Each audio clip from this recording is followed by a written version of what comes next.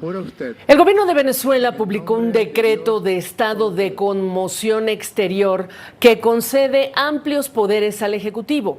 El documento, fechado el sábado, está firmado por Nicolás Maduro, quien fue capturado ese mismo día y permanece detenido en Nueva York, pero fue refrendado por la presidenta encargada, Delcy Rodríguez. Hay un artículo que ha despertado enorme preocupación entre organizaciones que defienden los derechos humanos porque ordena la captura de toda persona que promueva o apoye el ataque de Estados Unidos contra el país. En Venezuela ya hay al menos 863 presos políticos, al menos 863, según la organización que da seguimiento al asunto Foro Penal, que desde 2014 señala haber documentado 18.612 detenciones con motivos políticos, 18.612, incluidas las detenciones a líderes opositores militares extranjeros, mujeres e incluso un adolescente preso, por lo que demandó la inmediata liberación de todos ellos. Vamos a conversar ya con el director vicepresidente de esta organización, la ONG Foro Penal, Gonzalo Imiob, desde Caracas, con presencia, por cierto, esta organización en casi toda Venezuela. Qué gusto saludarte. Directamente, ¿cuál es hoy la situación de los presos políticos? ¿Qué ha cambiado? Bueno, buenas noches, un placer estar con ustedes.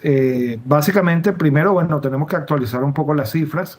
Recordemos que en la madrugada del 1 de enero se produjo una serie importante de excarcelaciones. Al día de hoy tenemos registrados en el Foro Penal 806 personas presas arbitrariamente por motivos políticos en el país. Se trata de 701 hombres y 105 mujeres, 805 adultos. Tenemos todavía un adolescente, una persona entre los 14 y los 17 años de edad arbitrariamente detenida.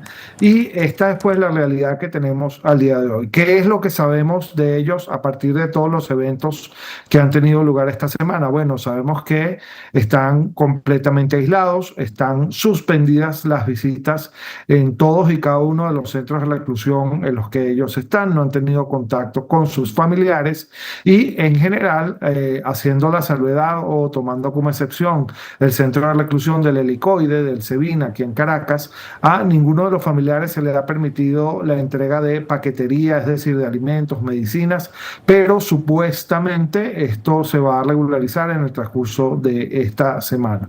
En todos y cada uno de los casos, los directores y subdirectores de estos centros de reclusión han indicado que estas personas están bien y que básicamente se está esperando un poco por la estabilidad, por la tranquilidad necesaria para que los familiares puedan retomar sus visitas. Pero la realidad se mantiene, la realidad represiva se mantiene.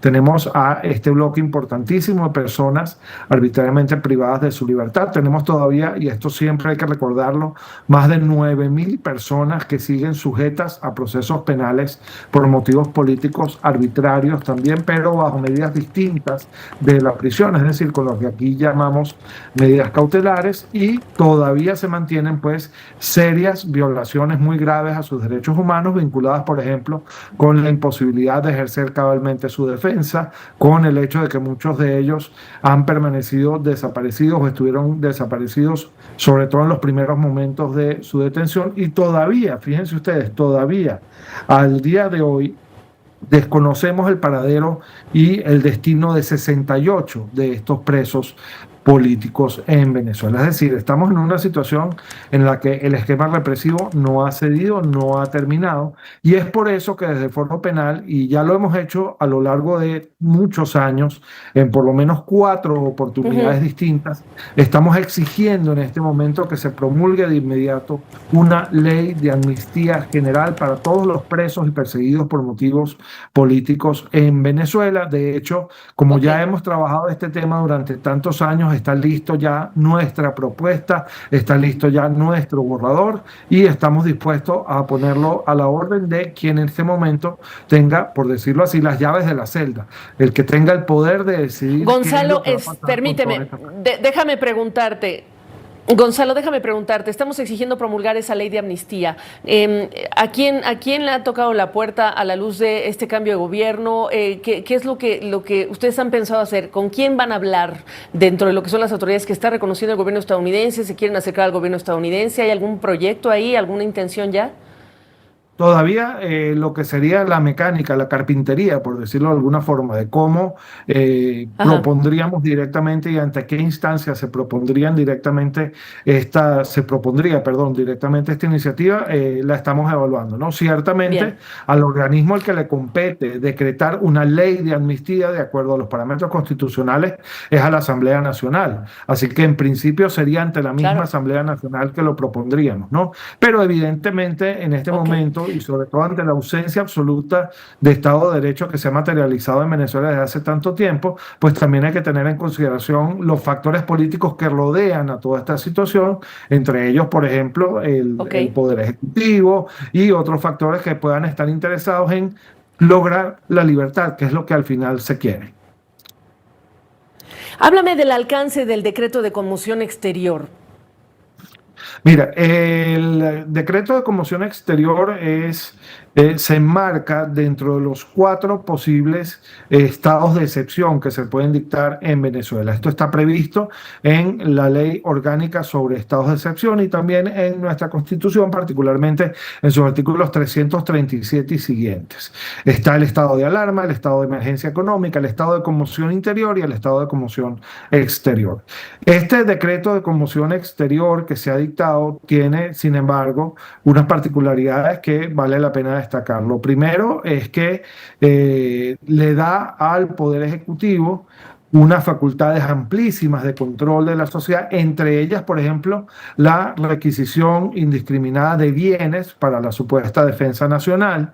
Esto es muy peligroso porque no pareciera ser que se señale allí cuál debería ser el proceso que se debe seguir ni qué va a pasar con estos bienes después de requisados. Esto es muy delicado, es un atentado pues contra el derecho a la propiedad.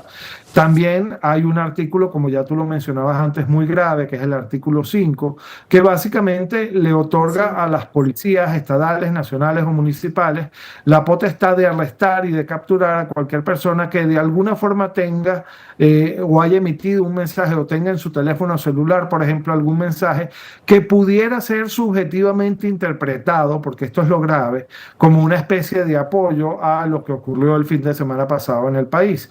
Este margen de discrecionalidad tan amplio evidentemente va a dar lugar a muchísimos abusos. Y otra cosa que llama mucho la atención de este decreto es que la Constitución venezolana es muy clara cuando expresa qué derechos no se pueden de ninguna manera limitar o conculcar o violentar ejercer. durante un estado de excepción y lo prohíbe expresamente, por ejemplo, no se puede violentar el derecho a la vida, el derecho a la libertad personal, etcétera. Pero el lenguaje que utiliza este decreto de excepción es distinto. Dice, bueno, se tomarán todas las medidas que sean posibles para garantizar el derecho a la vida, el derecho a la libertad personal, que no es lo mismo que decir que está prohibido atentar contra la vida, que está prohibido limitar la libertad personal, que está prohibido, por ejemplo, torturar o desaparecer de manera forzada a personas, etcétera. En temas de derecho, el lenguaje es muy importante y a nosotros como defensores de derechos humanos nos llama mucho la atención la elección de las palabras, la elección del vocabulario que se utilizó para establecer estas Claro. limitaciones que, por cierto, como ya lo decía, están previstas en la Constitución, no es que necesariamente tenían que estar previstas en este decreto, pero bueno, al decretarlo de esta manera, pareciera ser que se abre un espacio de interpretación, un espacio de discrecionalidad que iría contra lo que pauta la Constitución y esto es también, por supuesto, muy riesgoso. Gonzalo, tengo poquísimo tiempo. ¿Qué has visto en la calle este lunes? Mira, lo que hemos visto particularmente, porque nos hemos focalizado en eso, es la angustia de los familiares de los presos por motivos políticos. No han podido tener acceso a ellos, no han podido, en la gran mayoría de los casos, acudir a los centros de reclusión a indagar sobre el estado de salud, sobre la situación particular de los presos, y solamente en un caso, en el caso del helicoide, como les decía antes, del SEBIN en Caracas, se le Sí, permitió a los familiares llevar medicamentos, medicinas, etcétera, alimentos, que pudieran de alguna manera cubrir las necesidades de las personas que están allí injustamente encarceladas. Eso es lo que yo he visto porque a eso es a lo que nosotros Bien. pues básicamente nos dedicamos, ¿no? Hay mucha incertidumbre, mucha angustia, mucha expectativa con respecto a lo que pueda pasar, pero todo está alineado con este deseo que estamos nosotros tratando de plasmar en esta propuesta de una ley de amnistía general, que es el deseo de que cese definitivamente la persecución por motivos políticos y que las personas que están arbitrariamente encarceladas por motivos políticos puedan regresar a sus hogares. Pues manténnos informados de lo que ocurre con esta propuesta de esta ley de amnistía importantísima en este contexto. Por lo pronto, gracias por toda esta información. Conversábamos con Gonzalo Imiov, el director vicepresidente de la ONG Foro Penal. Gracias por tu tiempo. Buenas noches. Muchas gracias. Buenas noches.